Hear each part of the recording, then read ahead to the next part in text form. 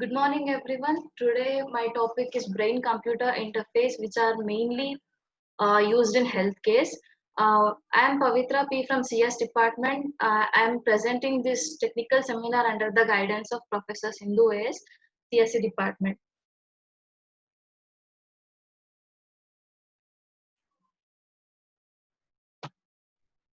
Let us know the contents of this presentation. First is introduction, like what is BCI and why this BCIs are used, and literature survey and characteristics of BCI, components of BCI system, signal acquisition methods, applications, challenges faced in healthcare, and the conclusion.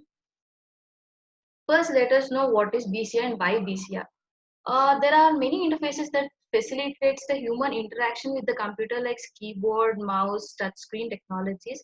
These devices involve physical interactions, but there are many other ways establishing connection between human beings and the computer without touching also.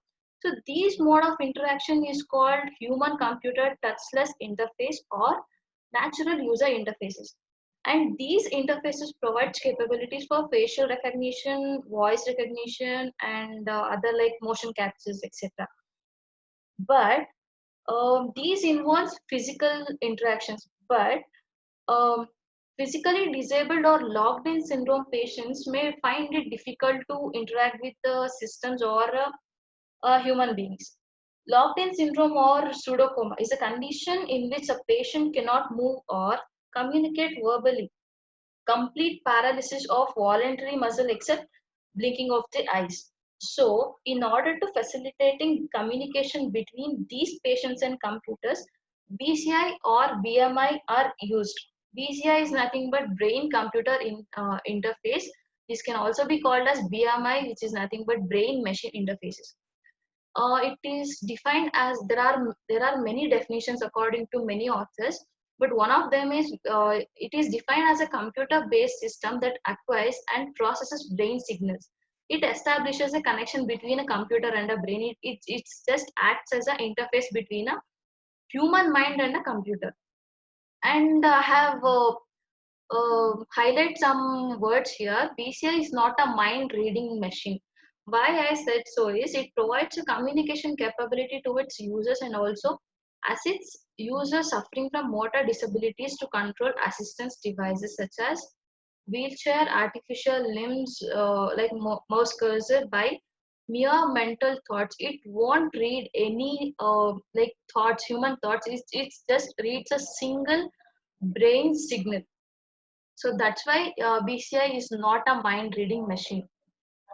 Coming to literature survey, there are 6 to 7 papers I have referred, but I have chosen only four of them. An EEG based brain computer interface for emotion recognition and its application in patients with DOC, disorder of consciousness. They have mainly used concentrated on disorder of consciousness. They have used EEG, electroencephalogram. They have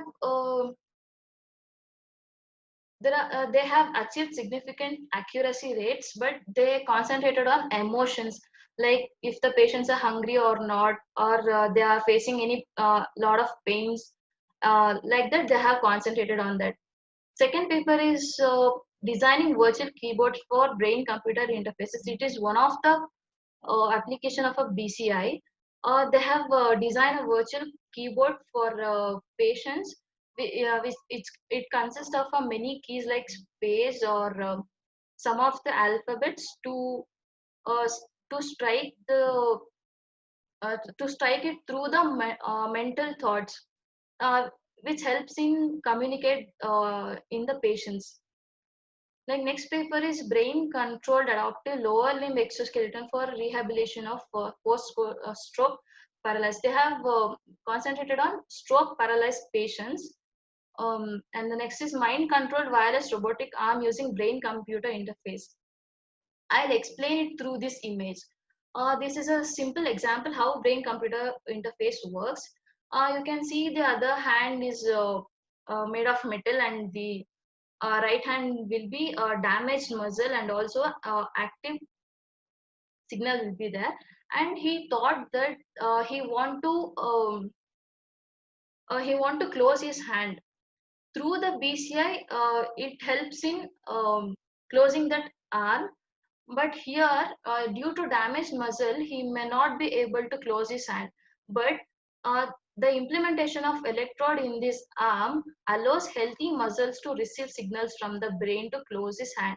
So that active muscle will help the person to close his hands. So this is how brain-computer interface works. Now, coming to the characteristics, there are mainly three characteristics of BCI. It must obtain its signal from only from the brain activities. So we are mainly concentrating on brain signals. So it must receive signals from the brains. It should not receive signals from any artificial applications like that. It must provide relevant feedback to its users. So it is obvious if we are building any applications, it is necessary to send a feedback in order to know the user's intentions are met or not. Last one is it must possess a high responsive time. It is obvious because this is mainly concentration on brain signals. It must be in a real time manner. Interaction between a BCI system and the outside world must be in a real time manner. Now let us know about the components of a BCI. You can see this block diagram, how a BCI system is worked. BCI signal consists of a signal acquisition, processing, and a signal output. But in signal processing, there are three ways: signal processing, extraction, and the classification. Once the BCI is installed to a human brain or a human head, it will acquire the signal from the human brain and it will process and give the output to the BCI application, and that application will give back feedback to the user so that their intentions are met or not will be known. There are four essential elements. Let us know one by one what are all that. First is signal acquisition, signal processing, data manipulation, and the feedback. First, let us know what is signal acquisition. It is defined as the measurement of the neurophysiological state of the brain, or it is the process of obtaining electrical signals from the brain. It is obvious it will be the first step in order to know what are the patient's activity. We need to take the brain signals. It can be obtained either from the scalp or from the surface of the brain or from the neural activity via electrodes. The signals will be amplified because the signal strength received from the brain is usually low. So we need to amplify those signals. Let us know what are the signal acquisition methods. There are mainly three methods. One is invasive, partial invasive, and the non-invasive. Invasive, this method uses sensors, electrodes, chemical molecules implanted directly into the gray matter of the brain. It needs a surgery to implant into the gray matter of the brain. You can see the image over there. The signals through electrodes taken are called as electrocardiogram. The signals from the electrodes are said to be electrocardiogram, and these signals are very most quality signal strength, and the accurate will be more and less noisy because we are taking directly from the brain. These are very high quality signals, and there will be of two types: single unit and a multi-unit. Single unit it captures signals from the single area of the brain cells. In multi-unit it captures the signals from multiple areas of the unit. Coming to the partial invasive, it uses electrodes that are usually embedded in a thin plastic pad placed above the cortex. These will be implanted inside the skull but outside the brain. It won't be directly implanted into the brain, and the signal strength will be lower than the invasive method because it will not be taken directly from the brain. So it will be much lower than the invasive, and the risk level will be very low. In invasive, the risk is very high because we need to do the surgery in order to implant that. But in partial invasive, the risk is very low. And coming to the another method is non-invasive. It is medical scanning devices or sensors are usually mounted on a cap or a headband to read brain signals. There will be a cap-like structure you can see in the image. These will be used to take the electrical signals from the brain. This is the safest method of acquiring the signal from the brain. There no surgery will be required, and it is less expensive and. Pavithra Ma'am? ಈಗ ಇದು 3 methods ಹೇಳಿದ್ರಿ ಅಲ್ವಾ? Yes, ma'am. Invasive, ನಾನ್ invasive ಅಂತ ಎಲ್ಲ. Yes, ma'am. ಇದ್ರಲ್ಲಿ ನಿಮ್ದ್ರಲ್ಲಿ ಯಾವ್ದನ್ನ use ಮಾಡ್ತಾ ಇದ್ದೀರಾ ಈಗ? ಮ್ಯಾಮ್ ನಾನು ಜನರಲ್ ಆಗಿ ಎಕ್ಸ್ಪ್ಲೇನ್ ಮಾಡ್ತಿರೋದು. ಅಂದ್ರೆ ಲೈಕ್ ಹಾಸ್ಪಿಟಲ್ಸ್ ಅಲ್ಲಿ ಏನೇನ್ ಮೆಥಡ್ಸ್ ಯೂಸ್ ಮಾಡ್ತಿದ್ದಾರೆ, ಸೊ ನಾನು ಅದನ್ನ ಎಕ್ಸ್ಪ್ಲೇನ್ ಮಾಡ್ತಿದ್ದೀನಿ. ಅಲ್ಲ ಅಲ್ಲ ಕಣ್ರಿ, ಏನು ಗೊತ್ತಾ, ನಿಮ್ ಪೇಪರ್ ಅಲ್ಲಿ ಯಾವ್ದು ಪರ್ಟಿಕ್ಯುಲರ್ ಆಗಿ ಯಾವ ಮೆಥಡ್ ಅವನು ತಗೊಂಡಿದ್ದಾನೆ? ಮ್ಯಾಮ್ ಇದ್ರಲ್ಲಿ ಜನರಲ್ ಆಗಿ ಎಕ್ಸ್ಪ್ಲೇನ್ ಮಾಡಿರೋದು ಮ್ಯಾಮ್. ಸೊ ಏನೇನ್ ಮೆಥಡ್ಸ್ ಇದೆ ಮತ್ ಯಾವ್ದು ಸೇಫೆಸ್ಟ್ ಅಂತ ನಾನು ಎಕ್ಸ್ಪ್ಲೇನ್ ಮಾಡ್ತಿದ್ದೀನಿ. ಸೊ ಯೂಶಲ್ ಆಗಿ ಹೆಲ್ತ್ ಕೇರ್ಸ್ ಅಲ್ಲಿ ಏನೇನ್ ಮೆಥಡ್ಸ್ ಯೂಸ್ ಮಾಡ್ತಾರೆ ಅಂತ. ಇಲ್ಲಿ ಪರ್ಟಿಕ್ಯುಲರ್ ಆಗಿ ಅವ್ನು ಹೇಳಿಲ್ವಾ ಈ ಪೇಪರ್ ಅಲ್ಲಿ ನಾನು ಇದನ್ನ ಮಾಡ್ತಾ ಇದ್ದೀನಿ, ಇದನ್ನ ಇಂಪ್ಲಿಮೆಂಟ್ ಮಾಡ್ತಾ ಇದ್ದೀನಿ ಅಂತ?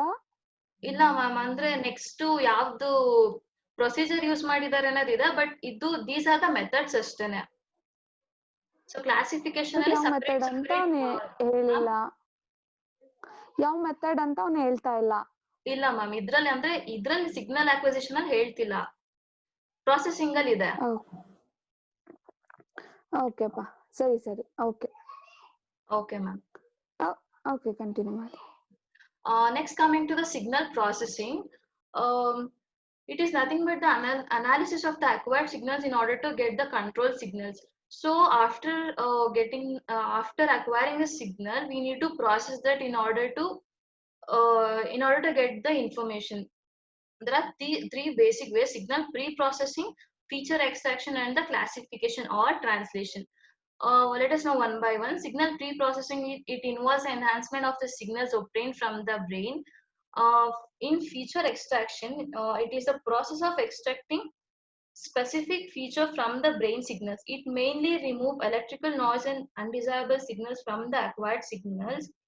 There are diverse methods for extracting features in BCI. One of the example is PCA, principal component analysis. It is used for reducing the dimension of features. PCA converts a set of correlated observations into a set of uncorrelated variable called principal components. How it does is using this formula. It will first calculate the covariance matrix C of a training data set. P is equal to P1 to Pn. These are the training data. C is equal to summation of from I starts from 1 to n, Pi minus m into Pi minus m, where C is the covariance matrix, Pi are the training samples, and n is the number of samples, and m means mean vector. How mean vector is calculated is, mean is m is equal to half in summation of I from 1 to n into Pi. Pi is training samples. Then PCA computes the eigenvalue of the eigenvectors of the covariance matrix, where eigenvector with the highest eigenvalues will be the principal components of the training data set. ಏನದು set samples ಅಂದ್ರೆ? Ma'am, PI samples ಅಂದ್ರೆ ಏನು ma'am? Training samples ma'am. ಅದು training data set ಕೊಟ್ಟಿರ್ತಾರಲ್ಲ ma'am. ಏನದು training samples ಅಂದ್ರೆ? Ma'am, brain signals ನ capture ಮಾಡಿರ್ತೀವಲ್ಲ ma'am, ಅದು. ಅದ್ರದ್ದು ಟ್ರೈನಿಂಗ್ ಸೆಟ್ಸ್ ಅಂತ ಹೇಳಿದ್ರೆ ಮ್ಯಾಮ್, ಅದೇ ನೀವೇ ಫಸ್ಟ್ ಫೀಡ್ ಮಾಡಿರೋದು ಅದಕ್ಕೆ ಮ್ಯಾಮ್? ಅಂದ್ರೆ ಫಸ್ಟ್ ಟ್ರೈನಿಂಗ್ ಡೇಟಾ ಸೆಟ್ ಕೊಟ್ಟಿರ್ತೀವಲ್ಲ ಮ್ಯಾಮ್, ಟೆಸ್ಟ್ ಮಾಡೋದಿಕ್ಕೆ. ಅದನ್ನ ಇಟ್ಕೊಂಡು ಕಂಪೇರ್ ಮಾಡ್ತಾ ಇರೋದು ಅದು ಸಿಗ್ನಲ್ಸ್ ನ? Yes ma'am. Okay then okay ma'am. Then number of principal components will obviously less than the original data set. Next, coming to the signal classification, it involves the translation of the filtered signals into a device commands. Since we are using BCI applications, in order to fed into the applications, we need to convert that into device commands. And one of the method, it uses a LDA, linear discriminant analysis. Is a simple classifier that is used to classify patterns into two or more classes. How this can be mathematically expressed is g of w is equal to w power t x plus w naught, where w is the weight vector and x is the input feature vector, and w naught is the threshold. And coming to the data manipulation, involves the management of the device commands in a way that will suit to the output devices, as already said.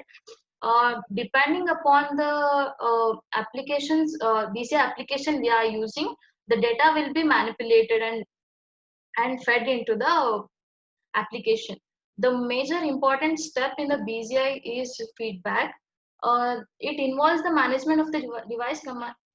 The function is to inform the user if their intentions have been carried out or not. Uh, Feedback plays a major role in every application. There are two types: direct feedback and indirect feedback. It provides information about the level of the brain activity. Uh, like it will directly give the feedback that what is the state of a brain. If you are taking a signal back to back, the brain will be stressed out, so it will give the feedback about the state of a brain. And in the indirect feedback provides information about the result of self-initiated BCA action. It provides the info about the application basically. Next, coming to the applications, there are varieties of applications of BCI. I have chosen in relevant to the healthcare. There are many applications like locomotion, entertainment, communication, environmental control, education, pain management, and depression diagnosis and management. What is locomotion? Is ability to move from one place to another. Example, voice controlled wheelchair. If a BCI application is a wheelchair, through the BCI application, a patient can control that wheelchair through brain activity.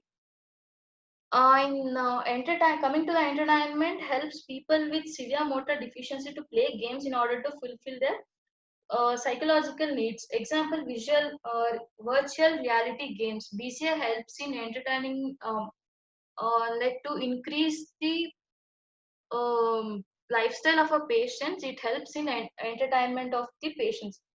Coming to the communication, uh, logged in patient, it helps in communication of a patients, as I already told. Example, spelling devices. um, BCI helps in communication of a patients, like what are all needs they want. Like if they are hungry, they can be able to show it through some signs, or that application will be able to that application will tell the nearby doctors or a nurse about their patient's needs. Coming to the environmental control, to improve the quality life of a locked-in syndrome patients. Patients can control the domestic environment devices such as lights and television nearby. They can even control the uh, nearby devices. In education, acquisition of knowledge skills, it also used to teach disabled individuals how to learn spelling, play games, and use of applications. It can also help in enhancing the knowledge. Uh, Pain management. It serves as a useful tool for managing chronic pain. The BC application have the ability to provide relief for patients with persistent pain. It can also be used for diagnosing the pain. Depression diagnosis and management. This is one of the major application.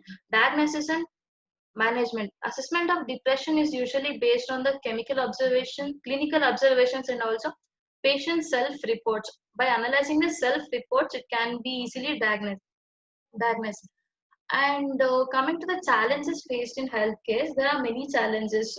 Major is usability challenges, training process, and the technical challenges. Usability challenge is the limitation facing the user acceptance of BCI technology utilization. Since these technologies are new to the user, they might be scared to accept the new technologies because it might harm the user also. That's why this will be the major challenge to the challenges in healthcare. Training process, time consuming to guide the user through the process. In order to give the training to the user how to how to use this application, this is a lengthy process and it will be very time consuming. Coming to technical challenges, the sensor related to record the signal, small training data sets, etc. uh, we need to acquire the signal from the brains. That is the main big challenge. And if there are any technical issues, if it gives the false output, will leads to the harm to the patient, or it may lead to the death also. So this is the major challenges in healthcare. Coming to the conclusion, this study showed that BCI assists people with living with disability to acquire relevant skills and knowledge, diagnose and manage depression, communicate, move, and interact socially. BCI helps people increase the independence of disabled individuals by improving their muscle control. This can also be boon, and then this can also be curse sometimes. This this can assist people living with disability to acquire relevant skills and knowledge also. And we can see we have already saw some of the challenges faced by healthcare that may affect social acceptability of BCI in healthcare. So these technologies using are generally low in the societies now. So these are my topics today, and thank you. I'm open for questions now.